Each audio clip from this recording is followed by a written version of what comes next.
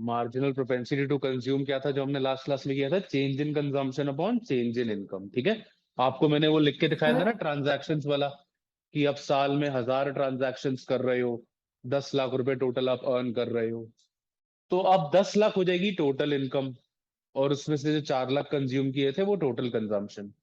Average propensity और marginal propensity में यही फर्क है।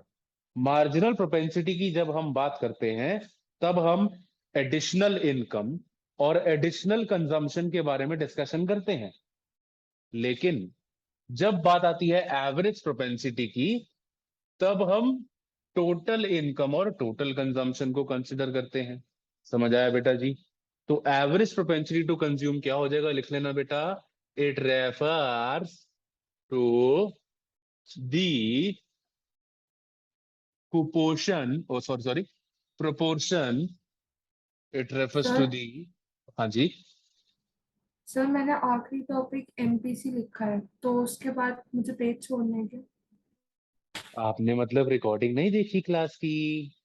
सर नहीं, सर अभी नहीं देखी, तबीयत खराब थी। हम्म, हाँ, 2-3 पेज छोड़ दो बेटा। Okay sir. उसके बाद आता है average propensity to consume, it refers to the proportion of. अगर मैंने देखी थी रिकॉर्डिंग? नहीं, मतलब ही नहीं, हाँ, ना शक्ल पे लिखे, देख लिखी वेरी ठीक है। It refers to the proportion of total consumption to total income. It refers to the proportion of total consumption to total income. उसके नीचे लिखेंगे APC is equal to C upon Y. अब बेटा मैं आपको बताता हूँ, कुछ कुछ चीजें ऐसी होती हैं जो बहुत ही मतलब एग्जामिनर का मूड स्पॉइल कर देती हैं।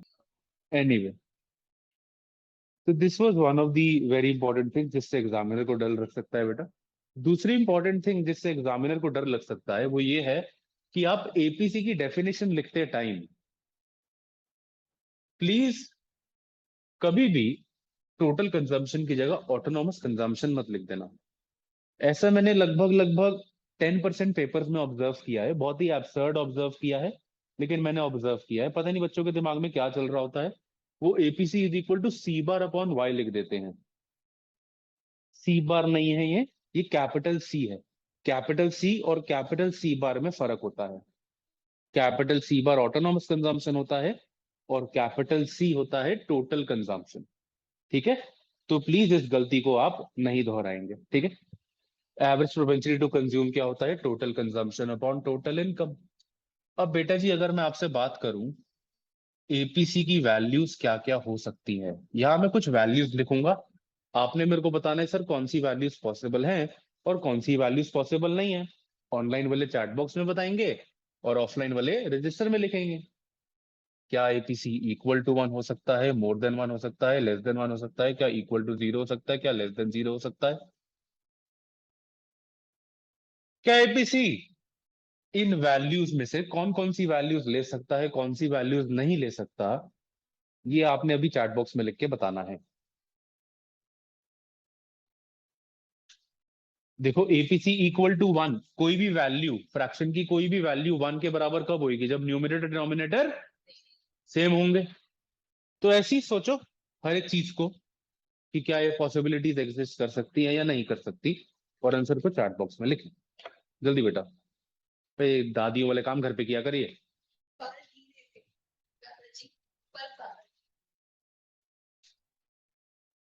ज्यादा हंसी आ रही है? उसके जोक पे नहीं हंसना, मेरे जोक पे हंसना।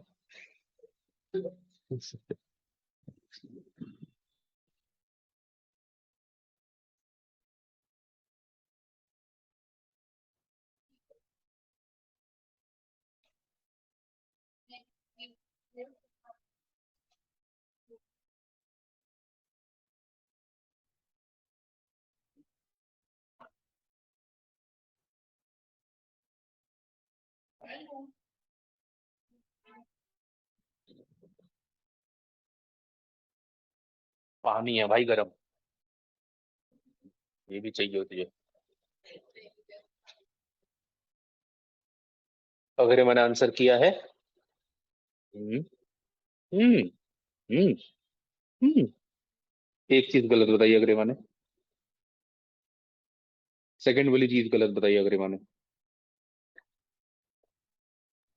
सर एक मिनट और साइड वाला देख लिया।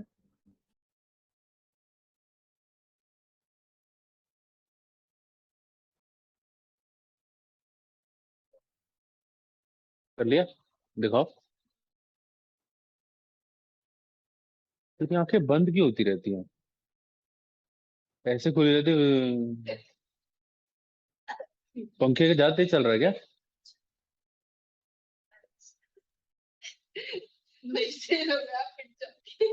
बेटा ये गलत लिखा है, एक गलत है।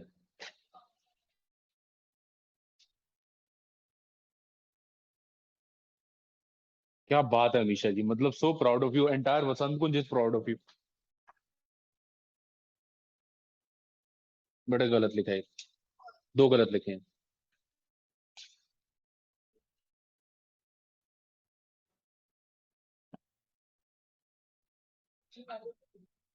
चलो इधर देखो बेटा, can APC be equal to 1? Yes, when consumption is equal to income. और क्या हमारी कंजम्पशन हमारी इनकम के बराबर हो सकती है? हो सकती है, जब हम एक नंबर के जब हम मौज करने वाले हों, हमारी कंजम्पशन इनकम के बराबर है, हम बिल्कुल भी पैसा सेव नहीं कर रहे। Yes it is possible. Can it be more than 1? बेटा टोटल कंजम्पशन की बात हो रही है, एडिशनल कंजम्पशन की बात नहीं हो रही। कुछ बच्चे इसमें कंफ्यूज हो गए, उन्होंने लिखा कि APC can not be more than 1। मैंने एडिशनल इनकम की बात नहीं करी, मैं बात कर रहा हूं टोटल इनकम की। मान लो किसी एक महीने आपने कमाए 50,000 रुपए, लेकिन आपकी शादी आ गई आपके सर पे। भाई ये मेरा एग्जाम्पल नहीं है, एग्जाम्पल दे रहा हूँ बस वैसे ही। मान लो आपकी इनकम है 50,000 रुपए, लेकिन आपके सर पे आपकी शादी आ गई, उस महीने आपके खर्च हो गए 70,000 रुपीज। तो एक्स्ट्रा 20,000 कैसे खर्चे आपने? कोई पुरानी सेविंग्स को यूज करके। करेक्ट है ना? तो this is also possible due to this savings, और you can be utilizing और you can be selling some of your assets। बेटा सेल ऑफ एसेट्स, आपको एक्स्ट्रा 20,000 रुपए चाहिए, घर बेच दिया बेटा। उसके अलावा आप बोरो कर सकते हो बेटा। क्या प्रगति, आइडिया अच्छा लगा? चिली प्लेटों के लिए पैसे नहीं मिले होंगे, घर सर के कागज गिरवी रखी। हाँ बेटा, कोई डाउट किसी सर को? अगर एपीसी ग्रेटर देन 1 है, इसका मतलब कंजम्पशन इनकम से ज्यादा है, तभी ग्रेटर हम्म। देन 1 आएगा। तो करेक्ट इसके लिए करेक्ट। पॉसिबल कैसे है कि कंजम्पशन इनकम से ज्यादा है? ये देखो बेटा, एपीसी मोर देन 1 जब कंजम्पशन इनकम से ज्यादा है, जब टोटल कंजम्पशन टोटल इनकम से ज्यादा है। कोविड के टाइम पे बहुत लोगों की इनकम गिर गई थी, करेक्ट, लेकिन उन्होंने कंजम्पशन तो नहीं रोकी। वो कंजम्पशन तो तब भी कर पा रहे थे। कैसे? अपनी जो पुरानी सेविंग्स थी उनको यूज कर रहे थे, कुछ लोग पैसा बोरो करके काम चला रहे थे। अब एक टाइम पे अगर मान लो प्रगति की जॉब चली गई, प्रगति अगर जॉब चली गई, तो ऐसा तो नहीं है वो भूखी प्यासी मर जाएगी बेटा। हो सकता है वो किसी फ्रेंड को बोले, यार मेरी ना जॉब चली गई है, मेरी बेइज्जती हो गई थी बहुत ज्यादा, प्लीज इस महीने मेरी इनकम जीरो है, मुझे थोड़ा सा पैसा उधार दे दे ताकि मैं एक्स्ट्रा कंज्यूम कर पाऊं। हो सकता है वो अपनी बैंक की एफडी तोड़वा दे बेटा। करेक्ट। हो सकता है चोरी, खैर चोरी इज नॉट एन ऑप्शन बेटा here, only talking about legal activities. Right बेटा? Any doubts? Any doubts? Okay. APC can be equal to 1, yes. APC can be more than 1, yes. APC can be less than 1. Is it possible? When is APC less than 1 possible? Aastha ma'am आप ही बताओ ये। Sir जब income ज्यादा होती है consumption की। Correct बेटा, जब हमारी इनकम हमारी कंजम्पशन से ज्यादा होती है, और जो कि आइडियली होता भी है। हमारी इनकम यूजुअली कंजम्पशन से ज्यादा होती है, क्योंकि हमें जिम्मेदार नागरिक पैसा सेव करते हैं। Can APC be equal to 0? एक मिनट बेटा, शटअप हो जाएंगे आप। Yes, APC can be equal to 0। कब बेटा? जब कंजम्पशन जीरो है। जब हमारी कंजम्पशन जीरो हो। लेकिन क्या वो पॉसिबल है कि आपकी कंजम्पशन जीरो हो? कंजम्पशन अगर जीरो होती तो कंजम्पशन कर्व यहां से क्यों शुरू हो रहा होता है? जीरो लेवल ऑफ इनकम पे भी आप कुछ ना कुछ मिनिमम कंज्यूम तो करते ही हो, करेक्ट है ना? Consumption can never be equal to zero, क्योंकि एक ऑटोनॉमस कंजम्पशन नाम की भी चीज होती है। तो this is not possible due to autonomous consumption. Can it be less than zero? Negative में तो हो ही नहीं सकती। हम कभी भी ये नहीं कहते कि मैंने आज -2 पिज्जा खाए। बेटा उल्टी कर रहे हो तो अलग बात है, लेकिन अदरवाइज ऐसा आप कह नहीं सकते। ठीक, consumption can never be a negative thing, it is always a positive thing. Stay positive guys, happy Dussehra.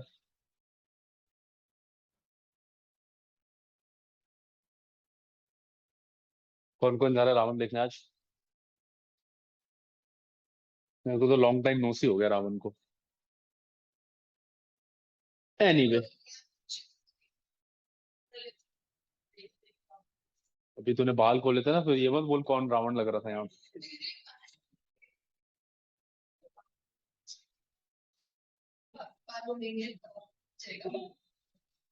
मेरे बाल क्या छोड़ेंगे? ऐसे छोड़ेंगे मेरे बाल? एनीवे बेटा, now next we talk about properties of APC. Heading डालेंगे properties of APC. Agrima was a little disgusted by the spelling errors, so write down the heading: properties of APC। 100 गज 200 गज कॉर्नर का plot, कौन कौन सी property है बेटा, उसके बारे में हम डिस्कशन करेंगे। बेटा प्रॉपर्टीज को डिस्कस करने के लिए आपने अपने रजिस्टर में इतनी सी जगह छोड़ देनी है, एग्जैक्टली इतनी सी बेटा। मेजर कर लो बेटा, एग्जैक्टली इतनी जगह आपने छोड़ देनी है। बेसिकली 6 लाइनें छोड़ देनी है आपने। कोई कोई डबल एक्सल राइटिंग में लिखता होगा तो वो 10 लाइनें छोड़ सकता है बेटा। ठीक है, ये प्रॉपर्टीज को हम थोड़ी सी देर में करेंगे, ठीक है? और क्यों करेंगे आपको समझ आ जाएगा, और बहुत मजा आएगा आपको जब आप इसकी प्रॉपर्टीज लिख रहे होंगे। आप कहेंगे कमाल है जैसे, कभी कह दो। हाँ, अब नेक्स्ट बेटा, हमने जब एग्रीगेट डिमांड का डिस्कशन शुरू किया था, याद करो, मैंने आपको लिखवाया था for all the graphical purposes AD is equal to C plus I, ये लिखवाया था बेटा। आपने कंजम्पशन फंक्शन कर लिया बेटा अच्छे से, मुबारक हो बहुत बहुत। अब हम डिस्कस करेंगे इन्वेस्टमेंट, फिर हम एग्रीगेट डिमांड को इकट्ठे पढ़ेंगे, ठीक है? तो अब नेक्स्ट चीज क्या है बेटा? इन्वेस्टमेंट। प्रॉपर्टीज ऑफ एपीसी मैं आपको बाद में लिखवाऊंगा, हो सकता है वो नेक्स्ट क्लास में लिखवाओ, अभी मैं लिखवाना नहीं चाहता। अगर अभी लिखवा दी तो आप रट्टा मारोगे और कुछ नहीं करोगे। अब next thing we begin with is the investment. Write down the heading बेटा, investment. This doesn't come under the properties of right? थोड़ा वॉइस ब्रेक किया बेटा, दोबारा बोले। I'm saying this doesn't come under the properties of ना ना ना ना, this does not come under properties of APC. APC की प्रॉपर्टीज छोड़ दीजिए, हमारा कंजम्पशन फंक्शन पूरा हो गया है। अब मैं सेपरेट टॉपिक करवा रहा हूं आए, दैट इज इन्वेस्टमेंट फंक्शन, ठीक है? इन्वेस्टमेंट हेडिंग डालेंगे बेटा, और ध्यान से जरा मेरी बातें सुनेंगे। इन्वेस्टमेंट दो तरह की होती है, एक होती है नॉर्मस ऑटो इन्वेस्टमेंट बेटा, और एक होती है बेटा इंड्यूस्ड इन्वेस्टमेंट। एक होती है ऑटोनॉमस इन्वेस्टमेंट और एक होती है इंड्यूस्ड इन्वेस्टमेंट। कान खोल के मेरी बात सुन ले बेटा, कान खोल के मेरी बात सुन ले, वरना आई विल किल यू बेटे। ऑटोनॉमस इन्वेस्टमेंट आपके सिलेबस में है, इंड्यूस्ड इन्वेस्टमेंट आपके सिलेबस में नहीं है। लेकिन जितना मैं आपको इंड्यूस्ड इन्वेस्टमेंट करवाऊंगा उतना आपको ध्यान में रखना जरूर है। 2017 में ये टॉपिक इंड्यूस्ड इन्वेस्टमेंट वाला डिलीट हुआ था, ध्यान से सुनो। 2017 में ये टॉपिक इंड्यूस्ड इन्वेस्टमेंट वाला डिलीट हुआ था, लेकिन 2018 के पेपर में केस स्टडी में कॉम्प्रीहेंशन में इंड्यूस्ड इन्वेस्टमेंट वर्ड यूज किया था। सुन रहे हो मेरी बात? 17 में डिलीट हुआ, लेकिन 2018 में एक कॉम्प्रीहेंशन में इंड्यूस्ड इन्वेस्टमेंट वर्ड का यूज किया गया था। अब जिस बच्चे को बिल्कुल भी आइडिया नहीं था इंड्यूस्ड इन्वेस्टमेंट क्या है, उसका थोड़ा सा कट्टा होगा बेटा, तो ये आपका ना हो, इसलिए जो थोड़ी सी इंफॉर्मेशन मैं आपको बताऊं इंड्यूस्ड इन्वेस्टमेंट के बारे में, आपने वो याद रखनी है। आपके लिए एक और रीजन है इंड्यूस्ड इन्वेस्टमेंट को याद रखने का, कि सीयूईटी में कवर्ड होता है। सीयूईटी में एग्रीगेट डिमांड के टॉपिक के अंडर इन्वेस्टमेंट दोनों कवर होती हैं, ऑटोनॉमस भी, इंड्यूस्ड भी। वहां पे कोई एस्केप नहीं है। तो चलिए, दूसरा रीजन समझ के ही आप इंड्यूस्ड इन्वेस्टमेंट कवर कर लीजिए। ठीक है, जितना करवाऊं सिर्फ उतना, उसके बियॉन्ड नहीं जाना आपने। सबसे पहले बात करते हैं ऑटोनॉमस इन्वेस्टमेंट। बेटा ऑटोनॉमस वर्ड का मतलब क्या होता है? इंडिपेंडेंट। ऑटोनॉमस वर्ड का मतलब होता है इंडिपेंडेंट। तो ऑटोनॉमस इन्वेस्टमेंट क्या होगी? वो investment that is independent of the level of income. वो investment that is independent of the level of income. अब आप कहोगे सर ये क्या मजाक है? बेसिकली ऑटोनॉमस इन्वेस्टमेंट वो इन्वेस्टमेंट है जिसका कोई इकोनॉमिक मोटिव नहीं होता, या कोई इकोनॉमिक ऑब्जेक्टिव नहीं है। ये वो बेयर मिनिमम इन्वेस्टमेंट है जो मुझे करनी ही पड़ेगी।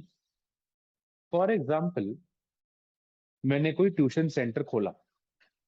अब ट्यूशन सेंटर खोला तो वहां पे मैं एसी भी लगाऊंगा ही लगाऊंगा, जाहिर सी बात है। अब चाहे बच्चे 50 आए, चाहे बच्चे 5 आए, एसी तो लगाना ही पड़ेगा। तो एसी के ऊपर जो मेरा इन्वेस्टमेंट है, वो डिपेंड नहीं करता कितने बच्चे आएंगे कितने नहीं आएंगे। वो एक मिनिमम इंफ्रास्ट्रक्चरल इन्वेस्टमेंट है जो मुझे करनी ही पड़ेगी। समझ आई? एक और एग्जांपल आपको देता हूं। एक सड़क के स्ट्रेच पर स्ट्रीट लाइटें लगनी है। अब गवर्नमेंट वहां पे स्ट्रीट लाइटिंग्स पर पैसा इन्वेस्ट करेगी ही करेगी, चाहे वहां से 15 लोग निकल के जाएं या 500 लोग निकल के जाएं, कोई फर्क नहीं पड़ता उस पर। तो ये है autonomous investment, bare minimum investment. मैंने कोई 1000 स्क्वायर फीट का स्पेस लिया रेस्टोरेंट बनाने के लिए, मेरे को उतनी कुर्सियां तो लगानी ही पड़ेंगी वहां पे।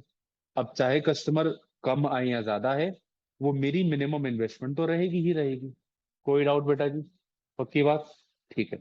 तो वो है autonomous investment that is independent of level of income, जिसका कोई भी इकोनॉमिक मोटिव नहीं होता। This is represented by letter I bar. Represented by letter I bar.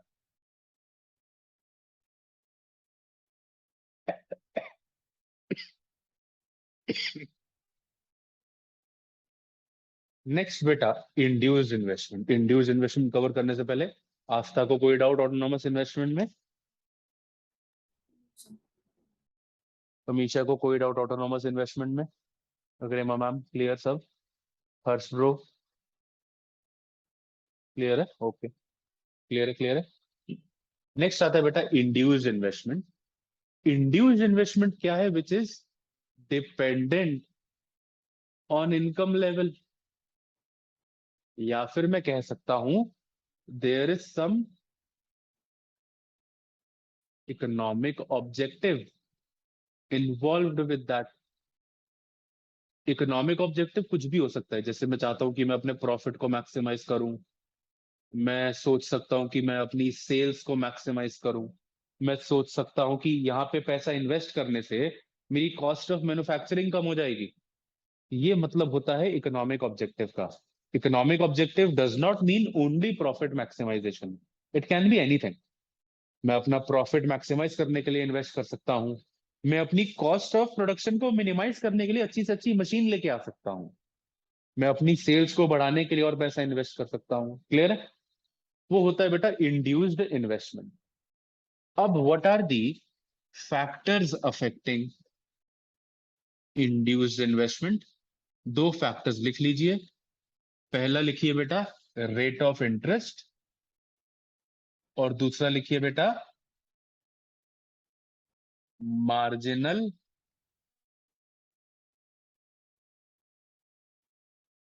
Efficiency of investment, bracket में लिख लेना MEI, marginal efficiency of investment, bracket में लिख लेना MEI। इतना लिख लो, फिर मैं आपको रेट ऑफ इंटरेस्ट और MEI के बारे में समझाऊंगा।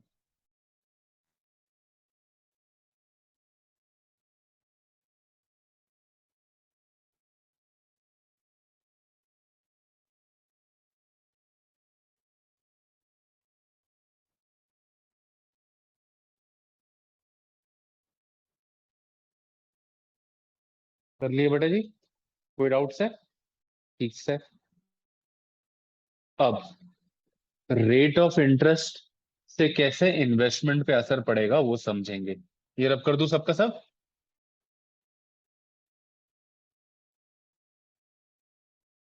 बेटा ये रजिस्टर कौन सा है दिखाना।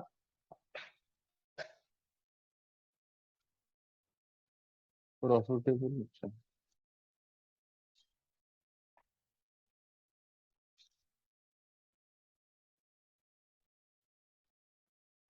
थोड़ा अच्छा रजिस्टर नहीं मिला बेटा?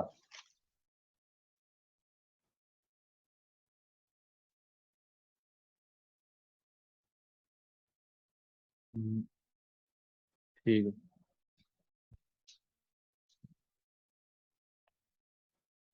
Oh my God, economics register है? चलो ठीक है। हम्म, अब how will rate of interest affect the investment? देवियों सज्जनों,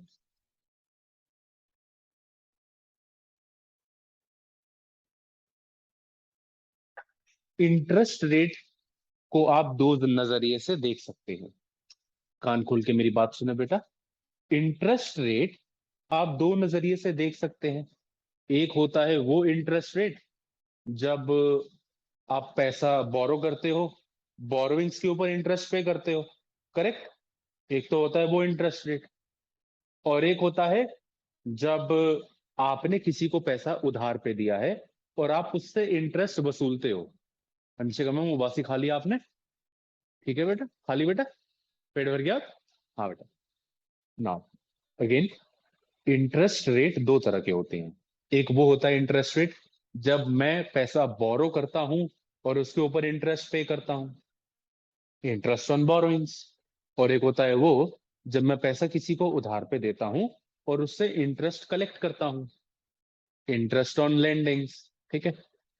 जब कुछ भी मेंशन ना किया गया हो कि ये बोरोइंग वाला इंटरेस्ट रेट है या लेंडिंग वाला इंटरेस्ट रेट है, तो बाय डिफॉल्ट क्या एज्यूम करके चलोगे बेटा?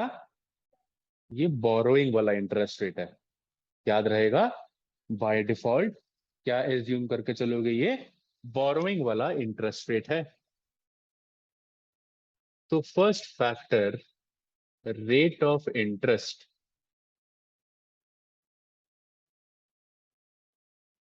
यहां लिखता हूं मैं इन्वेस्टमेंट। बेटे कुछ आंख के अंधे बच्चे यहाँ इन्वेस्टमेंट की जगह इनकम लिख देते हैं बेटा, क्योंकि उन्हें नीचे इनकम लिखने की आदत होती है। बट बेटा दिस इज इन्वेस्टमेंट। और यहाँ पे हम लिखेंगे बेटा रेस्ट इंटे रेट। अब कौन मुझे समझाएगा कि इंटरेस्ट रेट और इन्वेस्टमेंट में क्या रिलेशन हो सकता है? आई वॉन्ट कि आप पहले खुद से सोचो कि ये ग्राफ की शेप कैसे आनी चाहिए। अपवर्ड स्लोपिंग होना चाहिए या डाउनवर्ड स्लोपिंग होना चाहिए? चैट बॉक्स में लिखेंगे बेटा जी।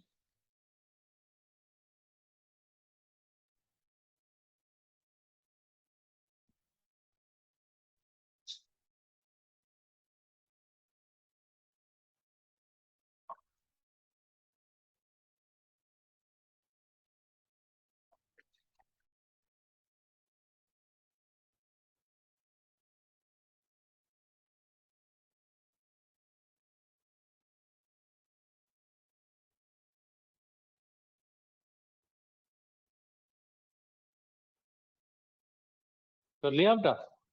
गंदगी मचा ली बेटा?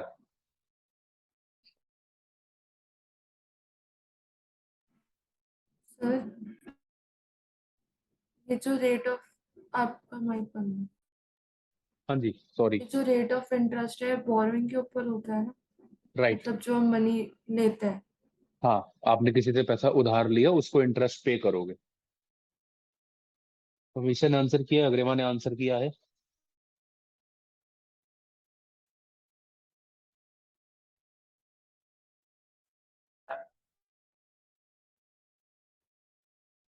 Gone case.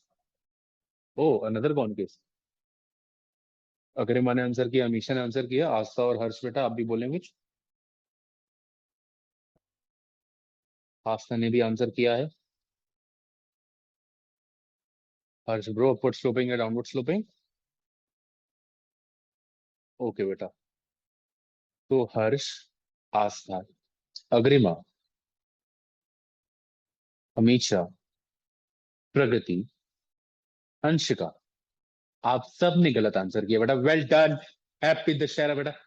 अमेजिंग बेटा। वेल डन बेटा, दैट्स द प्राइड। मेरा देश, मेरा देश। अबे गधेड़ों, जब बोरो करने पर इंटरेस्ट रेट बढ़ेगा, जब बोरो करने पर इंटरेस्ट रेट बढ़ेगा, आप ज्यादा बोरो करोगे या कम बोरो करोगे? कम बोरो करोगे ना। जब इंटरेस्ट रेट ऑन बोरोविंग्स बढ़ गया, आप कम पैसा बोरो करोगे। और जब बैंक्स कम पैसा आपको देंगी, तो आप इन्वेस्ट ज्यादा करोगे या कम करोगे? कम पैसा इन्वेस्ट करोगे ना। तो बेटा, जब इंटरेस्ट रेट ज्यादा होता है, आप पैसा कम इन्वेस्ट करते हो। जब इंटरेस्ट रेट गिरता है, तो बोरो करना आसान हो जाता है, चीपर हो जाता है। और जब आप चीपर रेट्स पे बोरो करोगे, तो ज्यादा बोरो करोगे और ज्यादा इन्वेस्ट भी करोगे। तो डाउनवर्ड स्लोपिंग कर्व होगा ना बेटे। क्या नहीं सर समझ एक आया? बार फिर से एक्सप्लेन कर दो। हाँ बेटा, जरूर दोबारा से एक्सप्लेन करेंगे। बेटे, जब इंटरेस्ट रेट, मैं लिख देता हूं यहाँ पे जैसे, जब इंटरेस्ट रेट बोरोविंग्स के ऊपर ज्यादा होगा, तो बोरो करना सस्ता पड़ेगा या महंगा? महंगा पड़ेगा, राइट बेटा। तो बोरोइंग्स एक्सपेंसिव हो जाएंगी। अब जब बोरोइंग्स करना एक्सपेंसिव हो जाएगा, तो इकोनॉमी में पैसा लोग ज्यादा बोरो करेंगे या कम बोरो करेंगे? कम बोरो करेंगे। तो बोरोइंग्स इकोनॉमी में डिक्लाइन कर जाएंगी, मतलब क्रेडिट डिक्लाइन कर गया। जब लोग कम पैसा उधार लेंगे, तो कम इन्वेस्ट भी तो करेंगे ना। आए समझ आता? जब लोग कम पैसा उधार पे लेंगे, तो आगे से इन्वेस्ट भी कम करेंगे। तो इंटरेस्ट रेट और इन्वेस्टमेंट का नेगेटिव रिलेशन हुआ, डाउनवर्ड स्लोपिंग कर्व।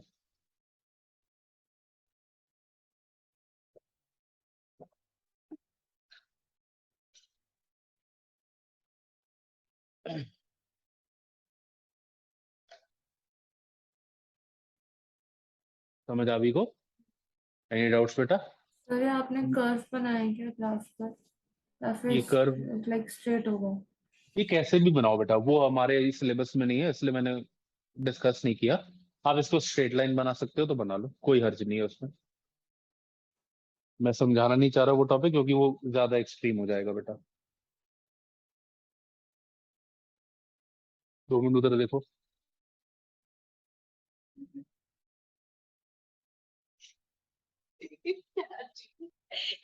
मैं फोल्ड कर रहा हूँ आंटी यार। एनीवे बेटा, yes. Form solution academy where teachers are roasted.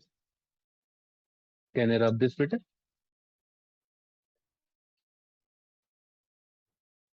बेटा rub this. Can I rub this? Can I Astha? Mister Bulandshahr, can I rub this? हाँ। भाई मैं कभी नहीं जाने वाला बुलंदशहर, मुझे पक्का पता है हर्ष पिटवाएगा वहां पे। ए मेरा टीचर आ रहा है बे, आ जाओ। घेर लेंगे, घेर लेंगे। Anyway,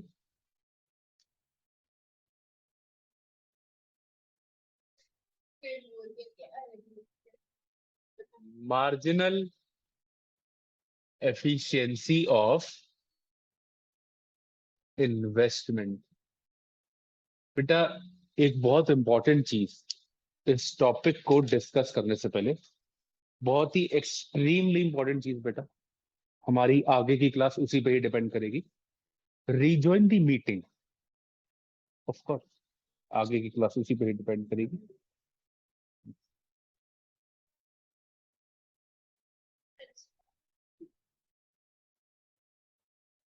marginal efficiency of investment बेटा, जब मैंने आपसे पूछा इन्वेस्टमेंट ज्यादा हो, rate of return, correct correct. तो जब हमने बोला कि हम यूपी में पैसा इन्वेस्ट करना चाहेंगे इन कंपैरिजन टू सीरिया, हमारे दिमाग में था कि हमारा जो इन्वेस्टमेंट है वो हमें ज्यादा रिटर्न देगा यूपी में। अगर मैं पैसा सीरिया में लगा दूंगा तो मेरा पैसा डूब जाएगा। और वैसे ही मैंने सोचा कि मुझे यूएसए में पैसा इन्वेस्ट करने से ज्यादा रिटर्न मिलेगा। अगर लीबिया में पैसा लगा दिया तो मैं ढूंढता ही रह जाऊंगा। ठीक। क्योंकि चोर इतने बा। तो basically this is what we call marginal efficiency of investment. Marginal मतलब एडिशनल। आपने क्लास 11th में ऑनलाइन एजुकेशन में बेटा बहुत बार मार्जिनल वर्ड पढ़ा था। मार्जिनल मतलब क्या? Additional. Marginal efficiency of investment का मतलब क्या है? मेरी एडिशनल इन्वेस्टमेंट मुझे एडिशनल रिटर्न दे सकती है या नहीं दे सकती। जितनी ज्यादा कैपेबिलिटी होगी रिटर्न देने की, आप उतना ज्यादा इन्वेस्ट करोगे। करेक्ट। और अगर रिटर्न देने की कैपेबिलिटी उतनी ही कम है तो आप पैसा कम इन्वेस्ट करोगे। तो अगर मैं एक्स एक्सिस पे लिखूं इन्वेस्टमेंट और वाई एक्सिस पे लिखूं एमईआई, तो अपवर्ड स्लोपिंग कर्व होगा। करेक्ट। जितना ज्यादा मेरे को रिटर्न मिलेगा उतना ज्यादा मैं इन्वेस्ट भी करूंगा। क्लियर है बेटा? Please make this diagram. Marginal efficiency of investment is the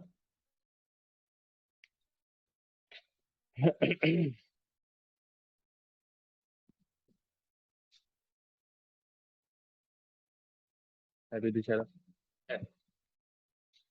happy बोल। हैप्पी के आगे भी तो बोल। मैंने बोला हैप्पी दिशा, कह रहा है happy.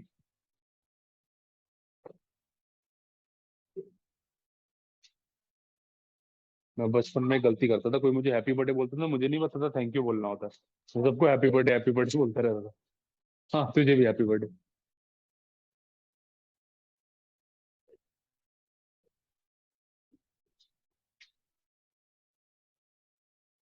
Seriously Pragati ma'am, you need to do some self reflection now.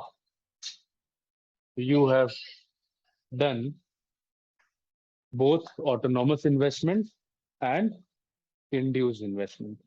आपके सिलेबस में क्या है? सिर्फ और सिर्फ ऑटोनॉमस इन्वेस्टमेंट। इंड्यूस जितना आपको बताया आपने सिर्फ उतना ध्यान में रखना बेटा। Now aggregate demand is consumption plus investment. ठीक है। सबसे पहले मैं यहां लिखता हूं कंजम्पशन फंक्शन सी बार प्लस स्मॉल बी वाई। ये सबको पता है बेटा? कोई डाउट? मान लो ये सी बार मैंने लिख दिया 200 प्लस 0.6 वाई। 0.6 क्या है बेटा अग्रिमा?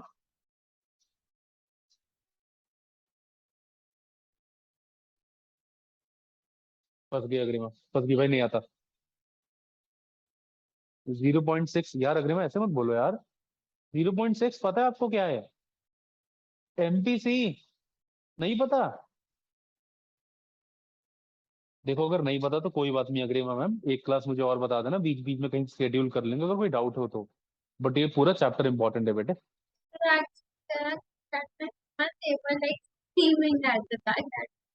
चलो कोई नहीं, पढ़ लेना उसको। अमीशा मैम 0.6 क्या है? एमपीसी है। करेक्ट है। क्या मैं कह सकता हूँ 0.6 is the slope of consumption curve? आपको मैंने बताया था ना MPC is the slope of consumption curve. Correct. ठीक है बेटा। अब इसका डायग्राम बनाते हैं। यहां लिखता हूं मैं इनकम, यहां लिखता हूं मैं कंजम्पशन। बेटा ऑटोनॉमस कंजम्पशन 200 का हो जाएगा। करेक्ट। प्लस 0.6, ये कंजम्पशन कर्व आ गया। आज था इसमें कोई डाउट कंजम्पशन कर्व में? सर एक बार एक्सप्लेन कर दो। बेटा ये फंक्शन समझ आया, 200 प्लस 0.65। Yes sir. 200 क्या बेटा, ऑटोनॉमस कंजम्पशन, ये आपको पता है। जब इनकम लेवल 0 होगी, जब y 0 होगा, तो टोटल कंजम्पशन 200 के बराबर हो जाएगी। तो at 0 level of income consumption का यहां से शुरू होगा ना, जो ऑटोनॉमस कंजम्पशन है, और उसके बाद आगे बढ़ती रहेगी, जैसे जैसे इनकम बढ़ती है कंजम्पशन बढ़ेगी। ये समझ आया कंजम्पशन का बेटा, कोई डाउट? अब इस कंजम्पशन फंक्शन में मैं इन्वेस्टमेंट ऐड कर देता हूं, जो कि है ऑटोनॉमस इन्वेस्टमेंट। अभी लिखो मत प्लीज, अभी सिर्फ इधर ध्यान से देखो, I don't want you to write अभी। इस कंजम्पशन फंक्शन में मैंने एक इन्वेस्टमेंट ऐड कर दी। ये इन्वेस्टमेंट कभी चेंज नहीं होती बेटा, हमेशा फिक्स रहती है, ऑटोनॉमस इन्वेस्टमेंट। मान लो 100 की वो इन्वेस्टमेंट है, ठीक है? तो पूरा फंक्शन 300 प्लस 0.65 हो गया, ये एग्रीगेट डिमांड हो गया ना? कोई डाउट अभी इसमें? क्लियर है ये? तो बेटा 200 तो यहां तक था, इसके बाद 100 और ऐड हो गया, यहां से यहां तक 100 ऐड हो गया, करेक्ट?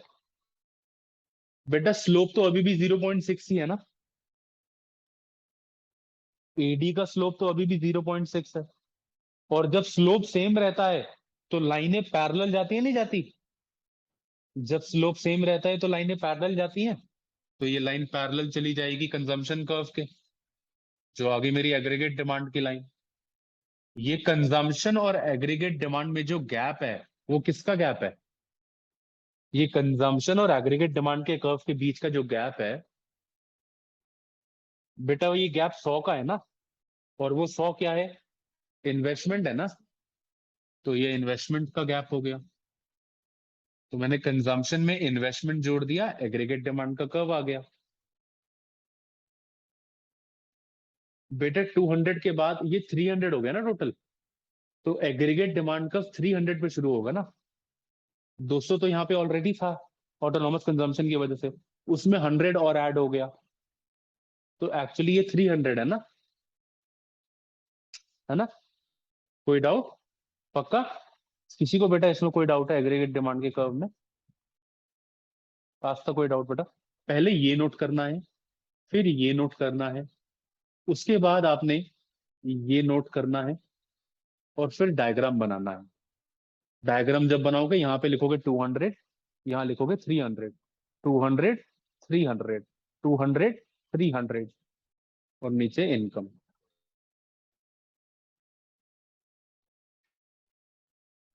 सर ये जो बी वाई में वाई है ये भी इन्वेस्टमेंट है ना? बी वाई में वाई है बेटा, ये वाई इनकम होता है। ओके। एक बार वो सेकंड क्लास देखना बेटा, रिकॉर्डेड लेक्चर, प्लीज मुझे बताना अगर ना समझ आए। Okay. And that is all for today. We'll continue with saving function in the next class.